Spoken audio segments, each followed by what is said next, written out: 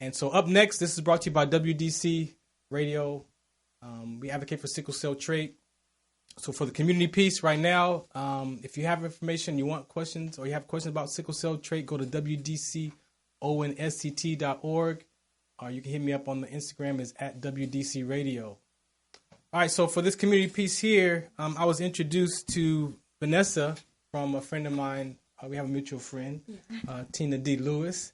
And so I got this text message and reached out to you. Yes. And so please introduce yourself. Hi. You can scoot up a little bit so you can. Yeah, bring that up a little bit. Okay. All right. My name is Vanessa Davis, and I was born with sickle cell disease, sickle cell anemia. Okay. And that's it. Don't go no further than that. We're going to keep it right there. I'm going to guide you. So, Lauren, I have a couple image that I sent you for the sickle cell. If you could put those up. Yeah, give me one of those. So this is a graph for sickle cell trait. So real quick, if both parents have sickle cell trait, there's a 50% chance that your child will have, if you see the AA, so let's start over. 50% chance your child will have sickle cell trait, which is the AS and AS in the middle. There's a 25% chance that your child will have normal hemoglobins, the AA, or 25% chance that your child will be born with sickle cell disease or anemia. And so that starts over with each pregnancy. It does not skip generations. That's with each pregnancy that these numbers can happen. That's me in the middle. I have sickle cell trait. My dad was a trait carrier. My mom didn't have any inherited genes, so I was born with sickle cell trait AS. There's a lot of conversations going on with that conversation with sickle cell trait. Student athletes have collapsed, military collapsed from sickle cell trait exertion. That's what I experienced. It was the end of my career from that trait experience with rhabdomyolysis. So I had no idea that I had the trait until age 29. And then at 36, I collapsed. I do have a cousin with sickle cell disease or anemia. He has SS. So I kind of knew a little bit growing up. Yeah. But that was about it. So did your parents know that they were trait carriers? Both of my parents knew. And ironically, my sister and I are on the two different sides. So I came out with SS. I have an older sister. Mm-hmm. She came out with AA. So, we're on opposite sides. And as I was growing up, I didn't really know. They didn't really find out until I was 4 years old. Okay. I was found to have sickle cell, and they were told, oh, there's only a 7% chance of stroke. You'll probably have the symptoms and whatnot. Right. I was one of the 7%. So I had a stroke when I was 5, and I began going to the hospital every 3 weeks to get a blood transfusion. Excuse me. How far back can you remember? 5? Like 5, how far back? So you can remember being 5 with living with sickle cell? I can remember being 5. I can remember bits and pieces of that specific event. Okay. It was around school time, so we were searching for uniforms. Okay. I went to private school when I was through elementary school. So we were searching for uniforms. And that day, I'm short. I'm 4'11". So I said... At least she's admitting it. That's what I'm talking about. Own that 4'11". I sit on my feet. Yeah. I sit on my legs, to elevate myself and everything like that. So that was a normal occurrence. But that day, my left leg, my right leg would not wake up. Oh, wow. It would sleep. It would not wake up. And we went through the uniform shop and everything like that. And when we got home, there was still nothing. We took a nap. And when I woke up, I was full stroke. Yeah, wow.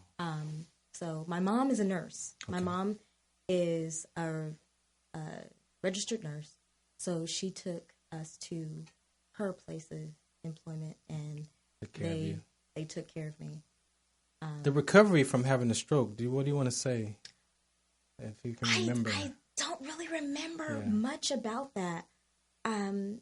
It's weird, I remember bits and pieces. But looking back on it as an adult, can you? Is that?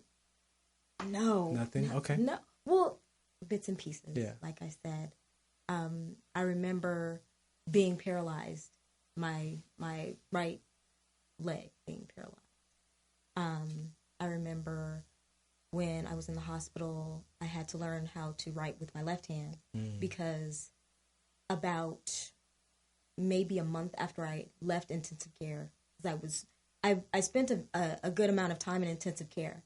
So after I left intensive care, my right arm was paralyzed. I just woke up and it was paralyzed. So I had to learn how to do things with my left hand. So I'm actually ambidextrous now. But, that sort of impacted my life in the fact of schooling. Yeah, so that's going to go. So the transition into schooling, how did that? It was hard. It was really, really hard just because it was the 1980s and people really didn't understand, especially in in my surroundings where I was. It was not predominantly Black. It was not predominantly Hispanic. So people really didn't know about sickle cell anemia. Yeah. People didn't really know about sickle cell trait or anything like that. Yeah. So I was ostracized, I would say, at an early age in school. How did you deal with that? Teachers. I went to 2 different schools. For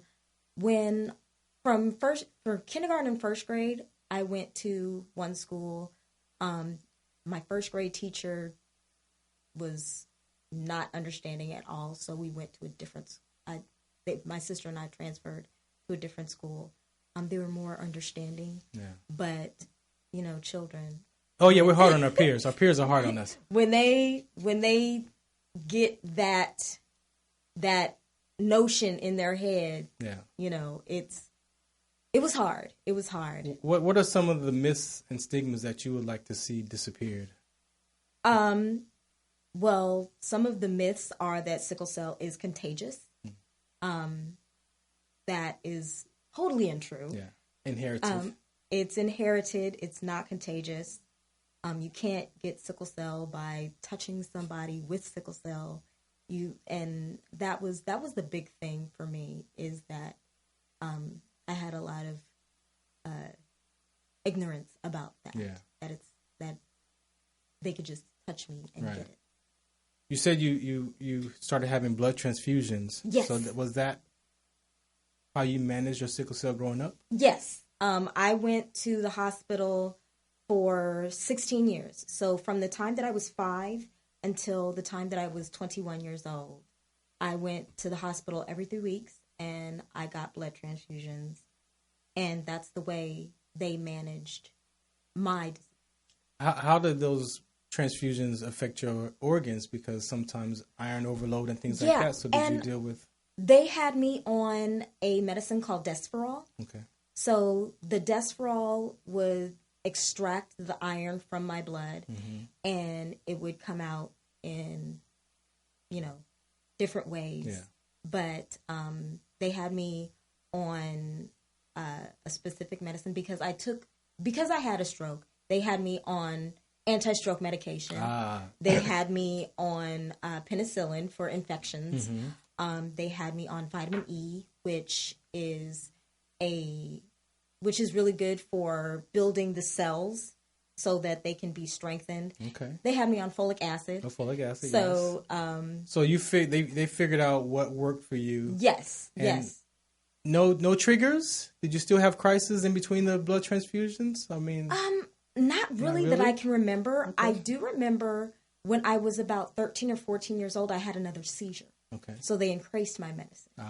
I remember that before I was on this one medicine called Tegretol, they had me on Mycilin, and they had me on, oh goodness, it was, I can't remember the first name. Okay. I can't remember the first medicine they had me on, but it didn't work. Then they had me on Mycilin, and Mycilin, it worked, but it caused me to be hyperactive.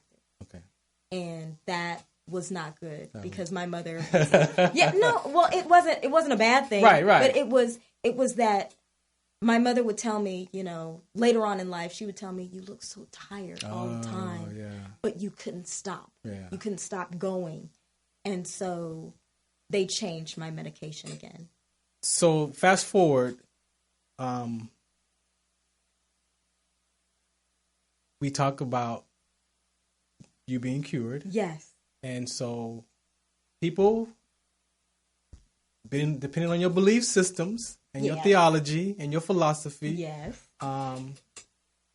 it's possible, especially if you believe in God and you say you believe in Jesus Christ and the Holy Spirit, and you got that for you. A lot of people are looking for a cure. Yeah. And if you understand those Bible principles, then you know Jesus died for all of it on the cross. So how do you share that you were cured from sickle cell? I just tell it. I mean, the thing is that, some people say cured, some people say healed. I believe that I was healed. Thank you. It wasn't by any means of my own. It wasn't by any means of the doctors. It was the Lord. I totally attest that to God, because if you had seen my life up until that point, can I say my age? Yeah. I'm 41, so I'll be 42 in May, and I haven't been to the hospital in 21 years. So, if you saw my life up until that point, and even beyond that point, because there was a time after my healing that I was not accepting. I would say, "Oh, I'm not going to go to the hospital," and that was the time that I had the crises. That was the time where I had the pain, where I had the nausea, where I had those symptoms, and I was told, if you don't accept this, you're going to die. How did that go down? Did you go to church one day and the pastor was like, "Hey, this is what it is," prayed over you and you believed it? Or how did that for you? My sister was, she went to church with a prophetess, and she introduced me to her because we were friends. We were all friends. And she told me that the Lord told her that he was going to heal me. And, when people say that, even in the Christian community, it's really hard for people to believe that, okay, well, what the Lord did in Bible times, right, he does today. Exactly. But, the Lord is same. He's the same, back then in 1981, 1983, up until 2020, he's the same. He's healed then, he'll heal again. So once we get past that, once Christians get past that, it's easier to accept. But I didn't accept it. And I said, okay, well, I'll stop going to the hospital. Yeah. That was the thing. I'll stop going to the hospital and see what happens. And I stopped going to the hospital. And I got sicker and sicker and weaker and weaker. And I ended up getting pneumonia. And I was in the hospital for a good month and a half with pneumonia. And I told them, don't treat the sickle cell, just treat the pneumonia. I'm healed. I kept proclaiming it. I'm healed, I'm healed, I'm healed. I didn't believe it. And then the prophetess came to me and she said, if you don't accept this, you're going to die. That's you're going to die. Yeah. And that, like, I said, you know what? I've always, back then, I didn't think that I was going to make it to 20. Right. Let alone 21, let alone 41. Right. So, you know, when she said, you're going to die, I said, okay, I don't want to die. So I began to accept it. And I told my doctor, I'm not going to go to the hospital anymore. And she told me, well, if you don't come to me, then you're going to die. Right. I said, well, if I do come to you, I'm going to die anyway. Right. So that was a hard time between my parents and I. My sister totally had my back. My mother, registered nurse. Mm-hmm. My father, respiratory therapist. So let me get LaRon. Can you pull that picture up with sickle cell? This right there. So just so people understand, those are your normal red blood cells. On the my left, you can see they flow. A person with sickle cell, imagine at any given time, 60-70% of those red blood cells are mutated, and they get stuck in the blood vessels. And wherever they mutate, that means there's no oxygen going to the body. And that happens wherever blood flows, brain, lungs, organs, limbs. And so when you share this testimony, what are people's reaction? Some people don't believe me. Some people believe me because I said it. And some people are like, okay, I can see that. I can see that. I mean, you said something earlier that's very important, because when I advocate for sickle cell, when I'm with the sickle cell community, you know, a lot of people are looking for the cure, right? And I like to submit with her, Natalie, if you go so far in the future of uncertainty, it creates anxiety, right? And then so my conversation is quality of life versus cure. It's fine to want them to support them to finding a cure. Yes. But what is your quality of life today?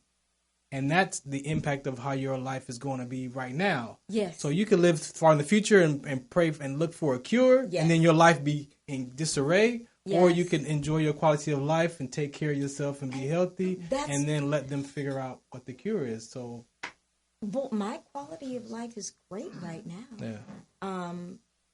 I mean, for that little window of time, it wasn't so great. Yeah. Like my body was getting used to not going to the hospital. So I had to look at my hands and say, oh my gosh, well, they're not as pink as they should be, or something like that. But as far as me having any pain, so you don't have any pain anymore? I don't have any pain anymore. Do you still manage it with medications or no, folic acid? Or I don't take any medicines. I take vitamins. So take vitamins and that's... I take vitamins. And so if you did a electrophoresis, you would still come up with sickle cell? Yes, it would still come up with sickle cell. I've had my doctors say, oh, well, your blood is like sickling.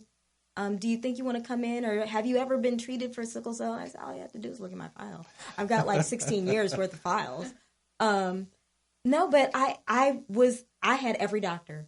I had an optometrist because I have really bad vision. Yeah. I had a heart doctor. I had a cardiologist. I had a neurologist. I had a hematologist. I had every doctor for every organ that I during that time. So I have tons of records that you can look into. What do you want to say to our sickle cell community about, what do you want people to know about sickle cell? It comes in different forms. Yeah. I know that when in the 1980s, because I had my stroke in 1983, at that time, people didn't really look at me as a sickle cell patient because I went to the hospital, because I got blood transfusions, because I didn't have the pain.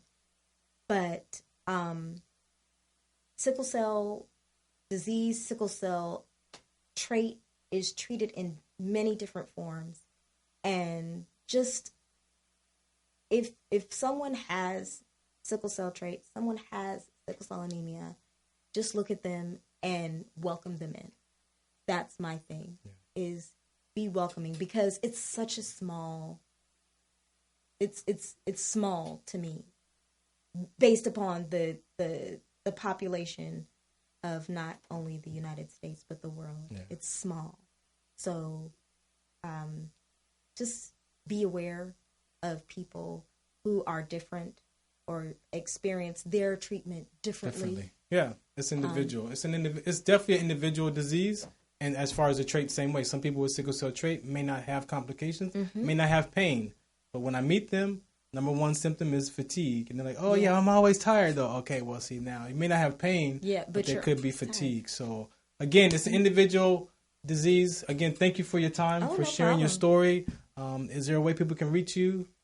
Yes. Instagram? Instagram is Miss Vanessa Nikai, Niki, all one word. MISS, VANESSA, NIKI. And that's about it. That's the only social media I use. All right. Again, thanks for listening in. Again, we appreciate you. This is WDC Radio, aka Sports Collective TV.